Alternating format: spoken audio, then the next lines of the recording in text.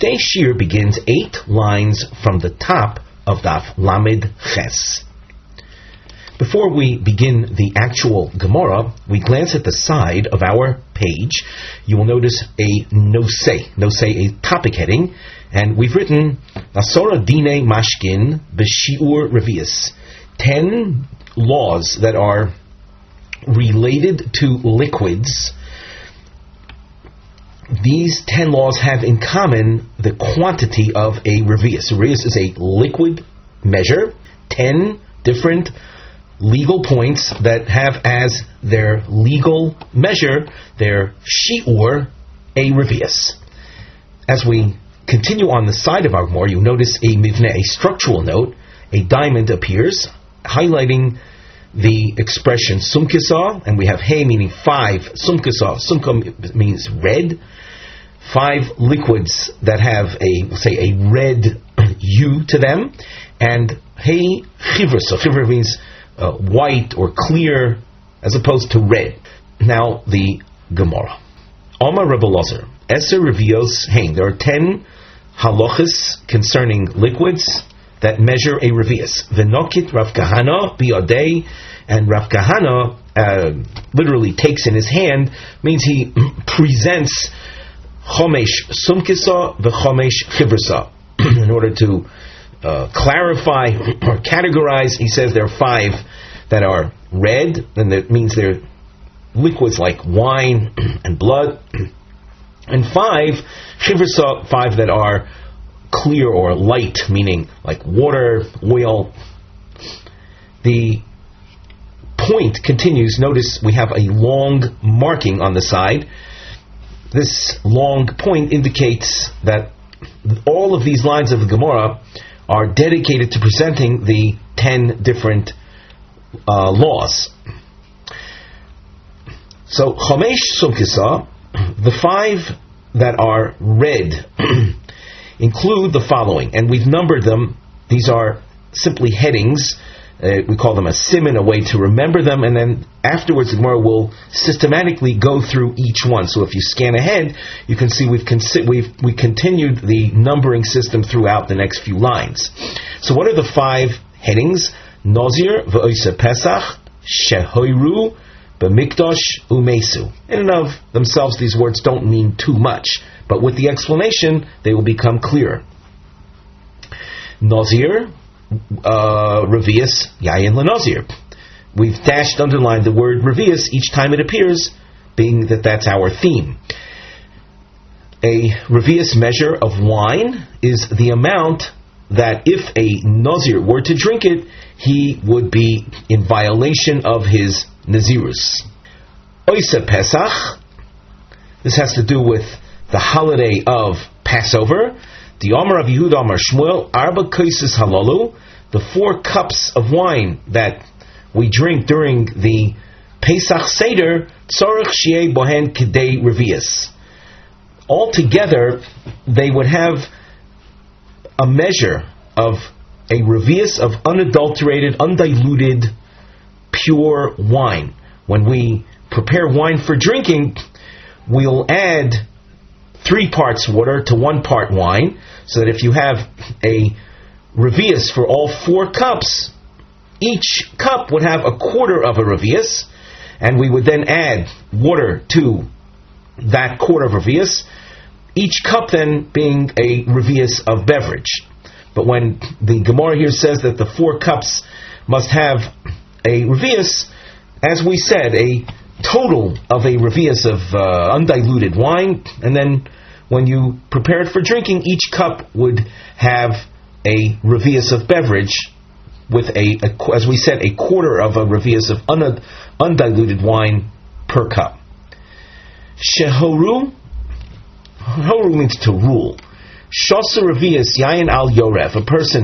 If a judge had consumed a revius of wine, that will influence his clarity of thought, and he can therefore he is restricted from issuing rulings. B'mikdash shasa revius yayin v'nichnas l'mikdash chayav misa. If a person drank a revius of wine, and then entered the Beis Hamikdash, he would be guilty of doing avoda in the Beis Hamikdash, a Kohen who was intoxicated, and that's defined by having drunk a revius of wine. He would be guilty of this Torah offense, of not serving in the Beis Hamikdash while intoxicated. And as we said, that's defined by this shiur of having drunk a revius of wine. Regarding this halacha, let us read together the Rambam, Hilchus Bias Hamikdash, Perek Aleph, Halacha Aleph. Just a few lines of that particular halacha. Kol kohen hakosher lavoida, any kohen who's fit to serve in the Beis Hamikdash. Im shosa yayin, osur lo likones min hamizbeach v'lifnim. He cannot enter the courtyard of the Beis Hamikdash from the point of where the altar stands and inwards. V'im nichnas v'ovad avodaso psula v'chayav miso b'dei shamayim. If he entered, but not just entering, but he also served in a Kohen capacity, doing the Avodas Hamikdash, the service of the temple, in that state, not only is the service that he performed unacceptable, but Chayav Misa B'dei Shemayim, he's liable to death at the hands of heaven. Shneimar v'lo samusu. That is a quote from the Pasuk, and the Rambam goes on with further details. But what our goal was to see from the Rambam what the prohibition is. It would appear then you have a twofold prohibition. One is a prohibition of entering the Beis Hamikdash from the altar inwards. That in and of itself wouldn't carry with it the Misa B'dei Shamayim, but a Kohen who would enter and also do the Avodas Hamikdash, the temple service in that state, that would, as the Gemara says, bring upon him the Chiyuv Misa, the penalty of death at the hands of heaven. The next, number 5, Umesu. That again was one of our headings regarding the revius of red. Desanya minayin revius dam sheyotza mishnei meisim shu metame boyo. From where do we know that a quantity of one revius of dam that comes from 2 corpses,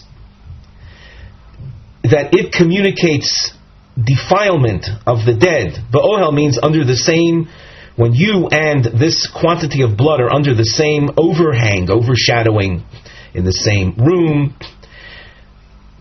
it would impart tumas ohel, defilement. Shenemar ve'al kol nafshois meis lo yovoi. That's a pasuk, and the pasuk is in the plural. Nafshois meis. Nafshos, that is mashma, 2 dead. 2 dead people, 2 corpses from which you extracted 1 revius. That means that per dead person you don't have a full revius. In general, we understand that a revius of blood extracted from a corpse communicates tumas meis, just like a body, just like a complete limb would. So too a revius of dam. The chiddush of this halacha is that even if the 1 revius comes from 2 dead people, there would be tumas meis. Now, this point, let's just mention that there is a machlokes tanoim. This opinion is that of Rabbi Akiva. The Rabbanon disagree, and they say that a revius of dam will mitama only if it comes from 1 body, not if the 1 revius is made up of representative blood from 2 bodies. The Gemara continues, V'chomesh chivrusa. Again, we have a siman, and we're going to number them like we did just before, 1 through 5, and then after reading the headings, go through what each one is. So the siman is, the siman is a mnemonic device, a way to remember things easily. the following: Chalas, Nazir, Umetzora, Shenifsalu, B'Shabbos. It's interesting to note that Nazir appears here just like it appeared in the list of 5 red. We'll see what we mean. Number 1, Chalas. What is that? Revius Shemen L'Chala. Revius is a measure of oil in this case, and the reference to Chala. This is a halacha concerning the loaves of bread that are brought together with a Todah offering. The Todah offering is a type of shlomim that has accompanying with it 40 loaves. The dough that's used to, or say the amount of flour that's used to prepare the 40 loaves is split, half into chometz loaves and half into matzah loaves, meaning non-fermented, unleavened bread, unfermented dough. So it's split. However, in terms of the number 40, 10 of them, which represents half the flour quantity, are chometz. The other half of the flour quantity is used for matzah, but 30 matzah loaves. Now, of those 30 matzah loaves, there are 3 kinds of matzah loaf preparation. By the way, just for the record, when we say matzah, it doesn't necessarily mean a very thin, cracker-like baked good that we're used to when we eat the matzah on Pesach. The main point is that we're dealing with baked goods that were not left to ferment, not left to, we'll say, to rise, but it could be in and of itself thick. That's a parenthetical point which is discussed at greater length in Maseches Psochim and also in Maseches Menachos. We're focusing right now on the 30 non-chometz loaves of the Korban Todah. If we now, with that background, let's look in the Tosfos. Chalas Revius Shemen, the Chalos Todah Mairi. We're talking about the loaves that accompany the Todah sacrifice. Shahoyu bo shlosha minim mimatzah. There were 3 kinds of loaves that were matzah. Asora chalos, 10 were called chalos. Asora revuchin, 10 were called revuchin. Vasora rikikin, and 10 that were called rikikin. And each one had a different method of preparation. Uteunin chatzi lug. They require a half lug. That means all 30 matzah loaves, you would have a total of a half lug. A lug is a liquid measure. A half lug would be assigned to the 30 matzah loaves. V'omar v'chotzehu chetzil l'rikikun l'chalos. Half of that chatzi lug, which of course is a quarter lug, and that's what we're looking for because we're dealing with the revius measure. Revius meaning a quarter of a lug. So a quarter of a lug would be for the rikikin and chalos, v'chetzil l'revucha. And the other half of that chatzi lug, the other quarter lug, would be used for the revucha loaves. So with that in mind, we go back to the Gemara with the understanding of chalas, meaning revius shemen l'chala. Nazir, revius shemen l'nazir. The Nazir, upon completion of his Nazirus, he brings a korban shlomim amongst others, accompanying which there are 20 loaves. The 20 loaves just so happen to be chalos and rikikin. So in the Tosfos that we saw just before, we noticed that for the rikikin and chalos, a quarter lug of oil was assigned for their preparation. For the 20 loaves, rikikin and chalos. In the Nazir, the total number of loaves that he brings, in fact, are 20. Also, chalos and rikikin. Hence, you see a revius of oil for that. So we continue in the Gemara number 3. Mitzora, revius mayim lemitzora.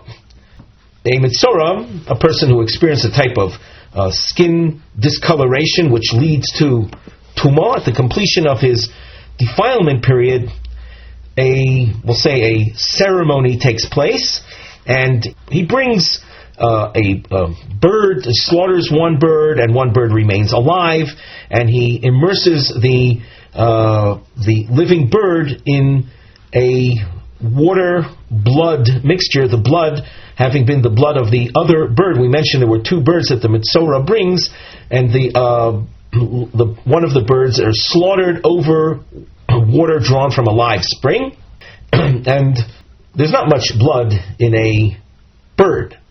And when the bird is slaughtered, the blood flows into a container, a receptacle holding water. And what our goal is that after the blood mixes with the water, the blood should be recognizable. It should be a certain, redness to the water. But don't make a mistake here, we're focusing on the water quantity. So the issue is how much water is necessary for the blood of the bird to still be recognizable. So if you have, let's say, a gallon of blood, or 5 gallons of blood, that you can imagine the amount of blood in a little bird wouldn't be recognizable. So we're going down to a size of an amount of water where the blood will start to be recognizable when mixed with the water. And how much water is that? A revius. A revius of water for the Mitzorah purification process. Shenifsalu. Disnan ushar kol hamashkin tamein poislinus hagvia b'revius. One who drinks liquid that became tomei, that became defiled. So there's a rabbinic law that tomei liquid will impart defilement to a person. The source that we just read said, "Poislinus hagvia." Gvia is a word meaning a body, a person, an individual. So all kinds of liquids that became defiled, water and oil and other kinds of liquids that are subject to defilement. And here we're dealing with the white or the clear category. Hence, we have this halacha taught as example number 4. Number 5, b'Shabbos. Where does revius figure into the laws of Shabbos? So the Gemara will introduce a source that's found in the context of transferring items from one domain to another, which is forbidden on Shabbos. Carrying something from a public domain into a private domain or vice versa. This is prohibited on a Torah level. However, the item that you are transferring must be something of significance. If, for example, someone has a little dust in his pocket that's accumulating in the crease within one's pocket, and he walks from a private domain into a public domain without airing out his pockets from the dust that accumulated, he has not violated anything, because the grains of dirt or dust that have accumulated inside one's pants pocket has no significance. So the laws of Shabbos, of carrying from one domain to another, require that the item being transferred has some significance. Where and what, so every item has to be evaluated on its own. Now, we're dealing with liquids, and the source says, Disnan ushar kol hamashkin b'revius. After specifying certain details in Masechah Shabbos, well, other kinds of mashkin, one will be guilty if he carries a revius of them from one domain to another. V'chol ha-shoifchin b'revius. Shoifchin is wastewater.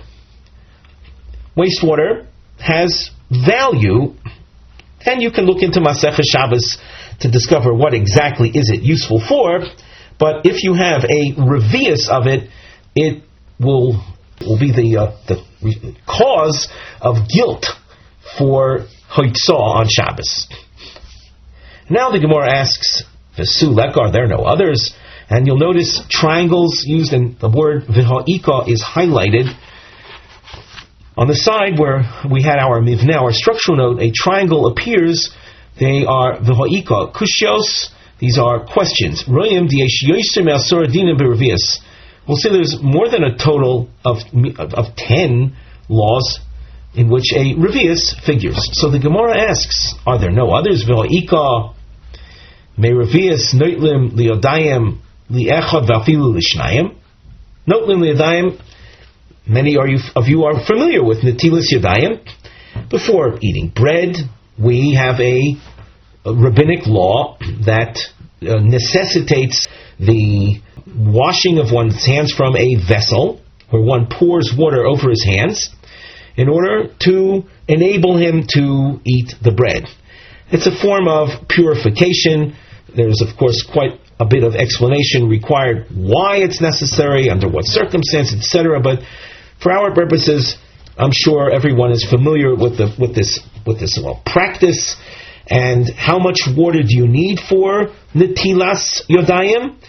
Well, you need a revius. And the revius is, if you have a vessel that contains a revius of water, not only one person can benefit from it, but even two people can benefit from it. Being that originally there was a revius of water in the vessel, a little water is poured over the first person's hands, and the balance of the water can be poured over a second person's hands. So the question is, don't we have now another example of a revius? The Gemara says, yes, it's a good example, however, it doesn't fit into the list that Rabbi Ozer introduced. Beplukta lo komairi. Rabbi Ozer did not want to feature halachas that were the subject of controversy. And in this case, the Rashi points out that Rabbi Yossi disagrees and says that a revius is suitable for one person and not for two people. So, being a topic in which there was a disagreement, Rabbi Elazar didn't want to include it in his list of 10 revios. Question, and you'll notice the answer to this question and the following question are the same. In other words, we're going to have examples of revius, and additional examples.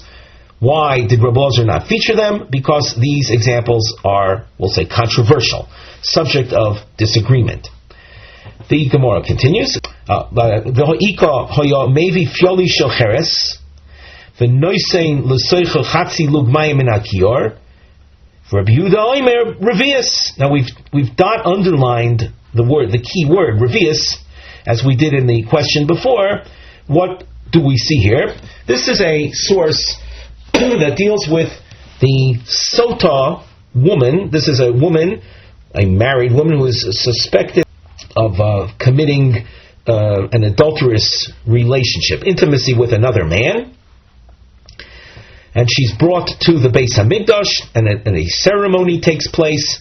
And in part of the ceremony is her drinking water. There's more details. Water with the parsha of the sota erased over it, etc. A lot of details in Mirza Hashem. In our next Masechta, Masecha Sota, we'll see more about it. But for our purposes, she would drink a certain quantity of water as part of that ceremony.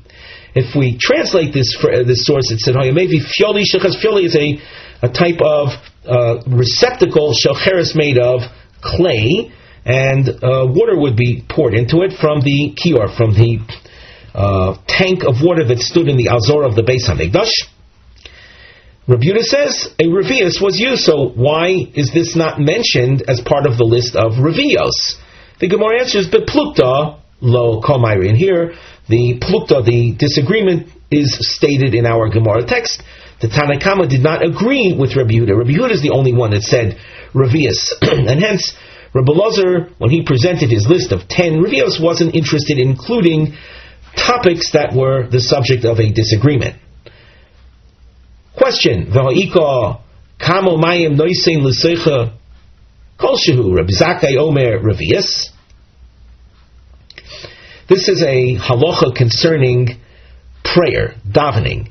A person must daven in a place that is free of filth, specifically waste.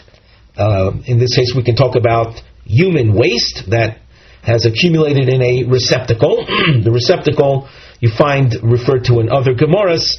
It's called an ovit shel mei raglayim. Tosfos quotes this point. If you had, let us say, an ovit, a receptacle of mei raglayim, of urine, and that is the only place that you have for davening purposes, for prayer, you can neutralize the mei raglayim, the urine, by adding water to it. How much water must one add in order to make it available or prepare the location for prayer? So, in fact, you see the Tanakama saying even a kolshu, even a negligible amount of water is sufficient. And Rabbi Zakkai says you need to add a revius. Well, but you see again a revius of water, and how it figures into a legal necessity. The Gemara answers, as I'm sure everyone guessed, the plukta lo komairi. This too, the amount of water needed to add to the mei raglayim is the subject of disagreement. Hence, Rabbi Ozer didn't want to include it in his list. Question: Va'ika mikveh. Now, as far as what the Gemara is asking, well, if you look in Rashi, you're going to see an entire list of explanations. We're going to choose one of those explanations simply because Tosfos features it, and it's one of those that you find in Rashi. The Tosfos says, "V'ika revius de mikveh, the chazi bo, a revius of water that's in a mikveh. A mikveh, a pool that's dug into the ground, and if you have a revius of accumulated rainwater, that's sufficient." The hakpil machtin v'tzinorios kidamrin b'psochim. Machtin and tzinorios are very small metal implements, like needles and pins, little fork-like devices, very small metal items that, in this case, that became defiled, and they need immersion in a mikveh in order to purify them. How much water is sufficient for their immersion? So the source said, or actually the Gemara says, through its question, a revius is sufficient. That's the halacha as alluded to by the Gemara's question. So why is this, namely a revius of water in a mikveh, not taught as part of the list of revios as being functional in creating purification? The Gemara says, Bar me'ahi, that is an exception. In other words, it's going to be left out of the list. Tibatluha rabbanon. This is a law. We can say it's on the books. However, the rabbanon later voided that. They said, no more. We're not going to rely on a mere revius, but for all immersions that require a mikveh, you have to have a minimum of 40 sa'ah. Arboin sa'ah, much larger measure. It's enough water for a human being to enter and immerse his entire body in it. So, the revius of water of a mikveh that would have been sufficient isn't going to figure into Rebbe Lozer's list because it's no longer a halacha that is practiced. We continue on Omid Beis. Top of Omid Beis, V'eino chayav elo ad sheyochal minu anovim kezayis. V'chulei, the Mishnah went on to say, ad sheyishte revius. Rabbi Kiva omer afilu shora pito b'yayin v'yeshbo kedei litzaref kezayis chayav. In our Mishnah, we saw the Tanakama saying that a person is not going to be guilty of wine consumption, a revius, that is, a Nazir. A Nazir who is restricted from wine, he, according to the Tanakama, is not in violation of his Nazirus unless he drinks a revius of wine. Rabbi Akiva had a much more, we'll say, stringent approach, and he said that even if you took a piece of bread and soaked the bread in wine, and together the wine bread that you have measures an olive quantity, that if a Nazir would consume it, would be guilty. The Gemara explains this controversy. Tanakama lo medami lahon lechol isurei Nazir l'shtia. The Tanakama does not compare the Nazir restrictions of eating to drinking. What we mean by that is, for a Nazir to be in violation of his Nazirus for eating grapes, even if he ate an olive quantity of grapes, he would be in violation. That's a halacha that concerns eating, not drinking. When it comes to a drinking violation, there he doesn't compare one to the other, and the drinking violation is achieved or is accomplished with a revius of wine. A revius of wine is a greater amount than an olive quantity. Rabbi Akiva, what's his approach? Kevan dechtiv, since the pasuk says, "Vanovim lachem v'yaveshim lo yochel," we've quoted on the side of our Gemara the entire pasuk, Bamidbar Perek Vov pasuk Gimel. Let's read the pasuk on the side of our Gemara. It says, "Miyayin v'shecher yazir choymetz yayin v'choymetz shecher lo yishteh v'chol mishras hanovim lo yishteh v'anovim lachem v'yaveshim lo yochel." And you see in this pasuk the prohibition of eating for a Nazir, the items that he's prohibited eating, are taught together with the prohibition of drinking that applies to a Nazir. So the Gemara says, "Ma achila kezayis," just like eating is known, an oral tradition, eating violations are violated when you eat an olive quantity of forbidden matter. So af kol isurim kezayis. So to all Nazir restrictions, including the drinking of wine, is measured in terms of a kezayis. And you saw how far Rabbi Akiva went. The topic that we saw in our previous lengthy shiur of heter mitzdaref le'isur, to create a kezayis, an olive quantity. V'chayav al hayayin b'fnei atzmo v'chulei tonu rabbanon anovim lachem v'yaveshim lo yochel. Of course, a quote from the pasuk that we just read. L'chayev al zeh b'fnei atzmo v'al zeh b'fnei atzmo. If a Nazir eats fresh grapes, or if he eats raisins, either or, that would constitute a violation. In other words, one should not read the pasuk thinking that a Nazir is in violation only if he eats all of the restricted items. No, even if he eats one of the restricted items mentioned in the pasuk, that will constitute a Nazir's violation. Mikan atadon l'chol isun shebetor. From this, you can extend to all prohibitions in the Torah, all eating type prohibitions. What principle can we develop here and extend it further? It's as follows: Ma kan shu min echad ve'en shnei shemois. What we see here is one min, a type, a variety. What we are referring to are grapes, min echad. However, heim shnei shemois, have two names. What do we mean by that? Specifically, you have lachim, fresh grapes, yaveshim, dried ones, raisins. So you have one general category, one min, and then two subcategories. And we say, v'chayav al zeh b'fnei atzmo v'al zeh b'fnei atzmo. That each one of these subcategories can generate a Nazir violation.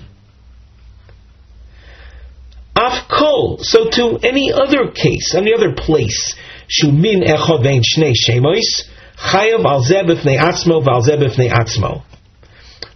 What do you mean when you say so to in other places? L'asuye.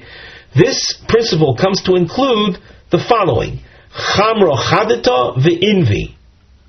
Again, we're going to stay within the realm of Nazirus, and if a Nazir would consume either one of these items, bearing in mind they're min echad. Now what are they? Chamra chadata means fresh or unfermented wine. Might be something similar to grape juice. It certainly is something that hasn't sat very long. It's called new wine. It hasn't sat very long in fermentation. So it's basically very sweet. Envy are grapes. They're both sweet, and that is enough for us to categorize them as min echad. I've been hesitating along the way in translating the word min, simply because how to understand it is actually quite, we'll say, flexible when you see its application. So one min, I referred to it before as a general category. Sweet wine, or it's unfermented wine, and grapes, fresh grapes, are called min echad. What's the general category? They're mitukim, they're sweet. The shnei shemos aspect is fairly obvious.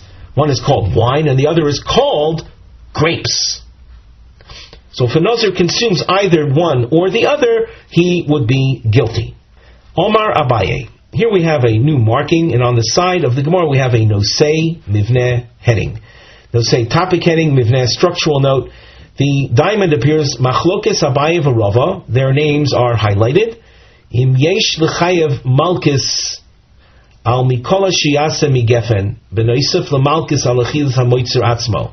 In the psukim that deal with Nazir, pasuk Dalid, namely the pasuk that follows the one that we read already, it says, and we've included this also on the side of the Gemara, Kol yemei nizro mikol asher ye'aseh migefen hayayin michatzan v'adzag lo yochel. In this pasuk it says mikol asher ye'aseh migefen hayayin, a general type pasuk, anything that's produced from the grapevine, a Nazir is prohibited in eating. Does that pasuk represent an additional negative command for which we would punish the violator with a set of lashings? For every negative violation that one commits knowingly, he is subjected to a set of, we call 40 lashes, technically 39 lashes. When a Nazir consumes one of the forbidden products in the psukim that we have dealt with already, so for any one product, he is guilty of having violated. The pasuk says, a Nazir shall not drink wine. If he drinks wine, so he's of course subjected to a set of malchus. Does the drinking of the wine entail not only the specific prohibition of drinking wine, but it also entails the violation of this negative command of mikol shiyasa migefen hayayin? So the note continues. This issue is a machlokes bin Abaye and Rava. Does he subject himself to a set of malchus for mikol shiyasa migefen benoisef lemalchus al chilas hamoitzer atzmo? Klomar ha'im ha'oichel zag loike shtayim. Imagine a Nazir would eat zag, the grape peels. He would eat an olive quantity of grape peels. So of course he's going to get malchus for that. That's one set. Does he get an additional set of malchus because he has violated mikol asher ye'aseh migefen? This approach, by the way, is an approach that you find, of course, in the Meforshim. But as we go through the Gemara, I want you to know ahead of time that there are other commentaries in how to learn and how to apply the Gemara. You can see the first approach of Rashi is actually different than that which we suggested now. The second approach that you find in Rashi, he has as an inyan acher, is also the approach that's taken by the Tosfos commentary. So now, back into the Gemara. Omar Abai, ochal chartzon loike shtayim. Ochal zag loike shtayim. If a Nazir ate chartzon, the grape seeds, he's going to be subject to 2 sets of malchus, 39 lashes each. One for having consumed chartzon. The pasuk says in pasuk Dalid, it says mechartzanim ve'adzag lo yochel.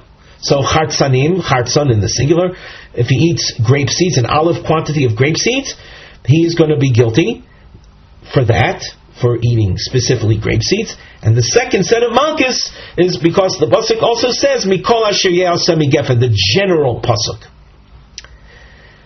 Ochal zag lo kishem, likewise if he eats grape peels, an olive quantity of that, he'll be subject for 2 sets of malchus. One for eating that specific item, zug, and a second set of malchus because of the general prohibition of mikol asher yaseh migefen hayayin. Ochal chartzon vizag loke sholosh. If he eats an olive quantity of grape seeds and an olive quantity of grape peels, that alone warrants 2 sets of malchus. And a third, loke sholosh, means that 3 sets, because the third set is because in doing that, in eating the chartzon and the zag, he's also in violation of the general pasuk mikol asher yaseh migefen hayayin. Rava omar eino loke elo achas. For eating chartzon, 1 set of malchus. For eating zag, only 1 set of malchus. She'eino loike alav shebechlolos. Lav, negative commands that are featured in the Torah, that are stated in a general nature, one will not get malchus for their violation. This pasuk, mikol asher yaseh migefen, when you read that phrase, it doesn't specify in those words what, it just says anything produced from the grapevine is prohibited. We'll say it's too general, so to speak. It's a general prohibition. And according to Rava, lav shebecholos, a klal, is a general principle or general statement that doesn't generate a malchus punishment. As we continue, we have a new marking scheme, triangles that you will see appear in alternating directions. So on the side, we've indicated this is a ma'akav, an attempt to keep track of a give and take, with the point facing up. These are kushios, there'll be questions on Abaye, and the inverted triangle represents Tshuvos responses. Another marking that we want to mention is the bow tie shape. You'll see that in the bow tie, Rav Papa's name is featured. On the side of our Gemara, you'll also notice an aleph and beis. These are explained on the side. Beis shlovim, 2 stages b'Rav Papa. Rav Papa will be presented, as we say, in 2 stages.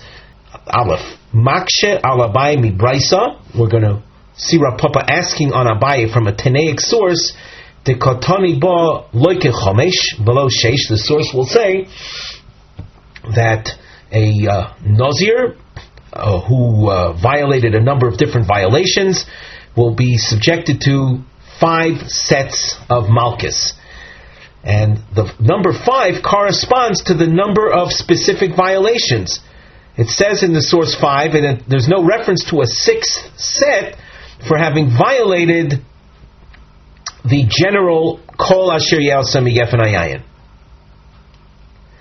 So if it says 5 and it doesn't say 6, that would indicate that there's no malchus for the kol asher yaseh violation.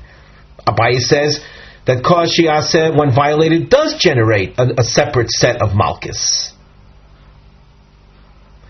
There will be a back and forth discussion where at the end of the back and forth discussion we'll say that Abaye provides, the Gemara provides a response on behalf of Abaye. So Abaye is not affected by this Tanaic source. Why? That of course we'll see in the course of the Gemara. And then we see an amazing turnaround. An amazing thing happens in the Gemara. And we continue reading our note. Beis, second stage of Rav Papa. Achar kach Rav Papa megale. Afterwards, Rav Papa will reveal to us shelo kotoni b'braisa chomesh, that in the source that he raised as a question, originally the word chomesh, which was the crux of the question, the word chomesh doesn't even appear. It was the word chomesh that supposedly presented a problem to Abaye, but the word doesn't even appear. Well, if the problematic word doesn't appear, why did you ask from that source to begin with? That will be explained at the top of Lamed Tes Amud Aleph. Now the Gemara. Mosiv Rav Papa. Rav Papa asks a question. We have it noted as a long question on Abaye. Rabbi Ozer Omer. Nazir shoyashoyse yayin kol hayom. A Nazir who was drinking wine all day. Eino chayav elo achas. He would be subject or liable to only one set of malchus. Basically only one violation. He consumed many revios. Revius is the liquid measure of wine representing a violation for the Nazir. He drank many revios. Well, he's going to be subject to only one offense, assuming, of course, he was warned at the beginning of the day, do not drink wine, and he did. Even if he drank all day, one set of malchus. However, Omru lo al tishteh v'ushayseh. Before every cup of wine, a revius of wine, before every cup of wine, he was warned, do not drink it. You're a Nazir, you are not allowed to drink it. And he drank. And again, as we said, before every cup, warned, violated. Chayav al kol achas v'achas. That situation generates a separate set of malchus for each cup drank that was preceded with a warning not to.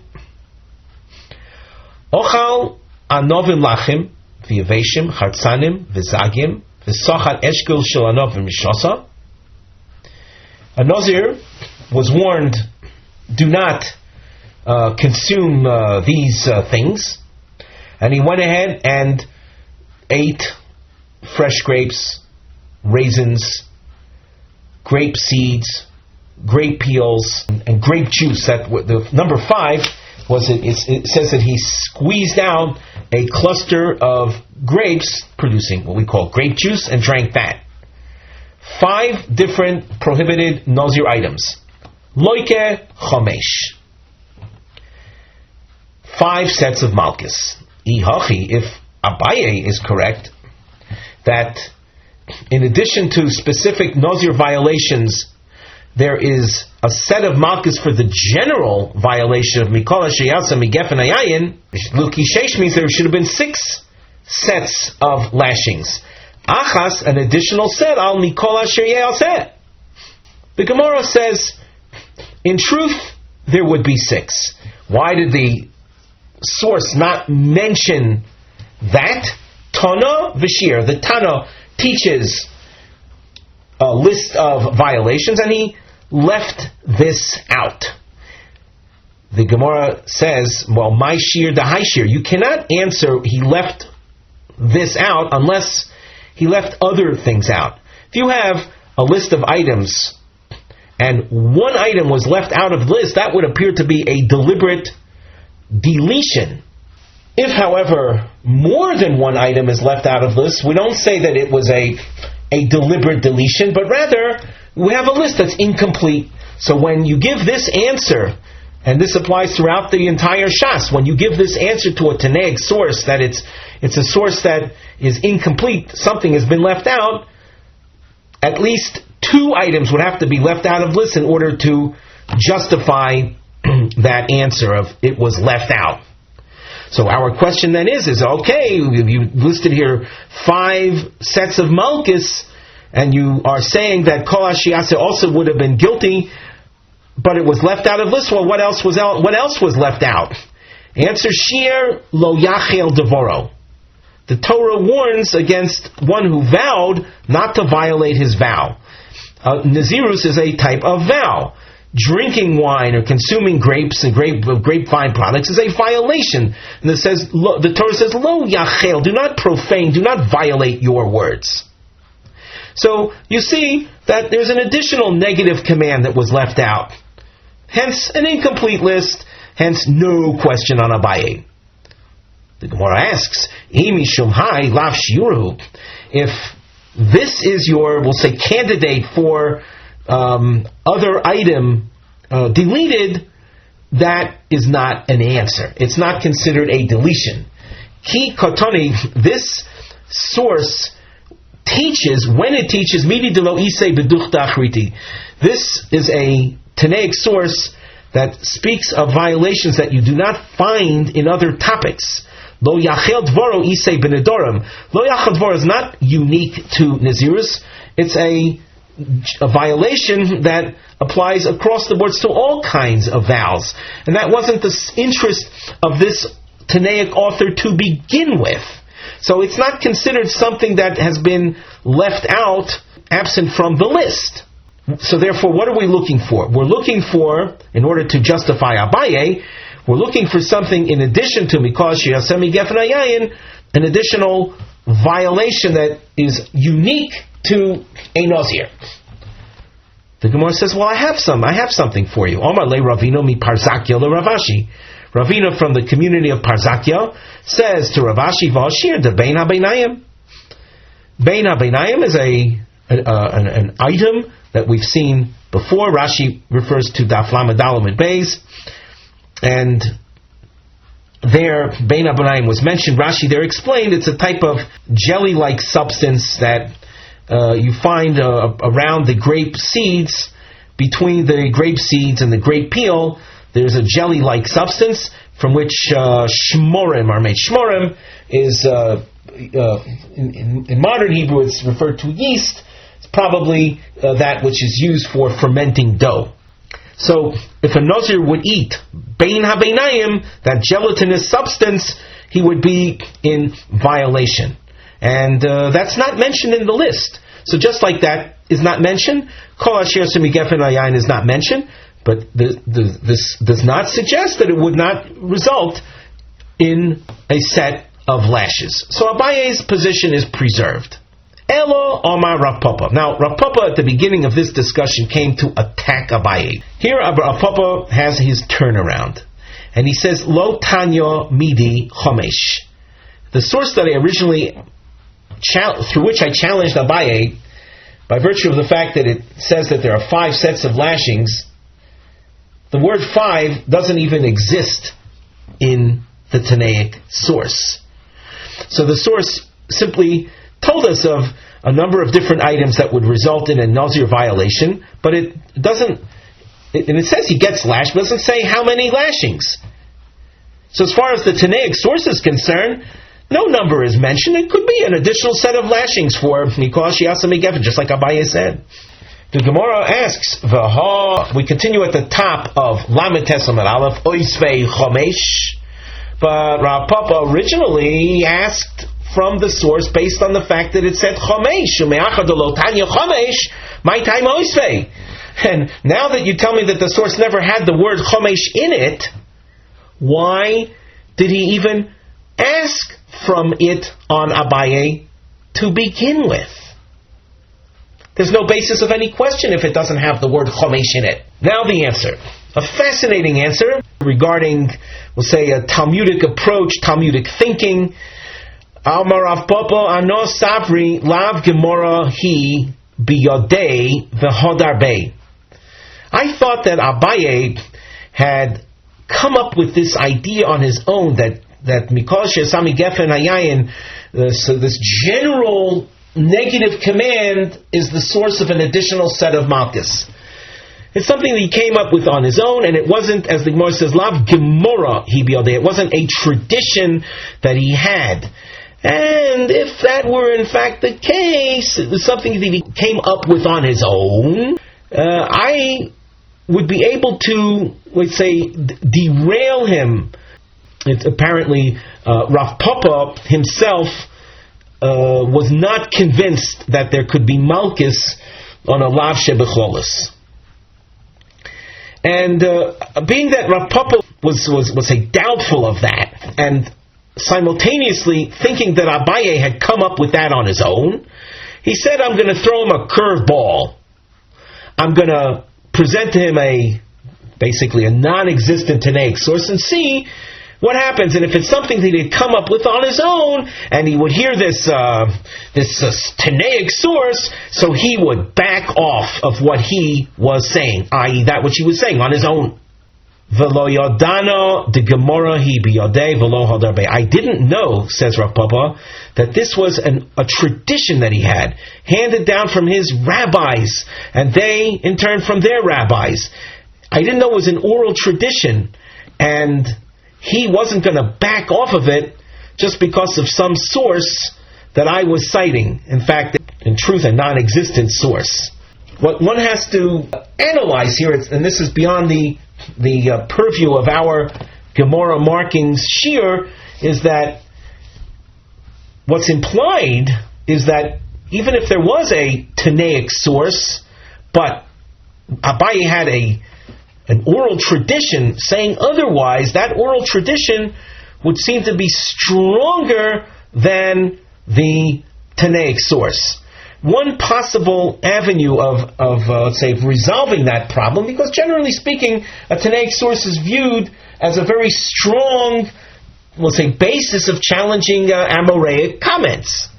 What could very well be is that Abaye would question the veracity, the authenticity of any source quoted to him that would run against his oral tradition. We know that throughout the Shas, you find Tanaic sources that are either you say refuted or dismissed because they had not gone through, or they weren't processed in the yeshivas of Reb Chia or Rav Oshaya. Reb Chia and Rav Oshaya are, let's say, significant rabbinic figures that lived at the transition from the Tanaic period into the Amoraic period. They authored or edited brises, these Tanaic sources that, let's say, expound upon Mishnayos, and their sources are understood to have been, let's say, seen and approved by Rebbe. They carry with them very significant authority. However, other brises that were not taught in the yeshivas of Reb Chia and Rav Oshaya, they, we'll say, are weaker in their strength, and it could very well be that this is what our Gemara is alluding to, that if an Amora has an oral tradition and it's not something that he came up with on his own, that would hold more weight in their minds than Tanaic sources that are quoted against them. And the assumption that I'm making now is that in the minds of those Amoraim, they would feel, or they could possibly prove, that the sources being quoted against them were not those brises that were taught in the yeshivas of Reb Chia and Reb Oshaya. We got a little bit off the topic, but this particular line is very curious and does require further analysis. Because what you're seeing here is that in the face of an oral tradition, Abaye did not back off of what seemed to be a Tanaic text, Tanaic source. Thankfully for Abaye, Rav Papa revealed that the source really never existed in the first place. We continue in the Gemara, where it alludes to a discussion in the Mishnah on Daf Lamed Daled Amud Beis regarding the identity of the items mentioned in the pasuk that says that a Nazir is prohibited michartzanim v'ad zag. And in the Mishnah there were two opinions of what that is: chartzanim and zag. So in our Mishnah we saw Rabbi Yossi saying that the outer one is the zag and the inner one the seeds.